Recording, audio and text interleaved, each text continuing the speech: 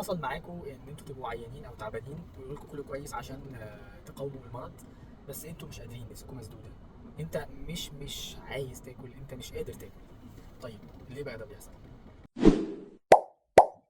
اللي بيحصل ده رد فعل سبحان الله يعني من جسمك عشان يساعدك على مقاومه المرض. جهازك المناعي بيفرز ماده كيميائيه كده اسمها سيتوكاينز. دي بتبعت رسائل للمخ بتقول له ايه، ظبط لي الحاجات اللي هي تستهلك طاقه عاليه من الجسم، انا دلوقتي مش فاضيه غير لمواجهه هذا المرض وهذا الميكروب. من الحاجات اللي بتستهلك طاقه كبيره الهضم.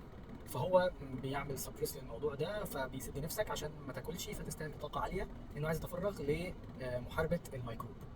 بجانب ان في زي ما نقول ايه برضه منفعه جانبيه كده، ان انت بتتعب الميكروبات نفسها، لان بعضهم ممكن يحتاج بعض المعادن الاساسيه زي الحديد في التكاثر وفي النمو. فانت بتمنع برضو عنه الامدادات، فهو برضو بيتاثر وبيضعف بحاله سداد النفس بتبقى عندك دي.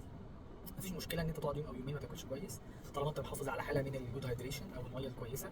اشرب شوربه واشرب ميه كويس، سيب نفسك يوم او يومين كده لحد ما نفسك ترجع للاكل تاني لوحدها. والف سلامه على كده.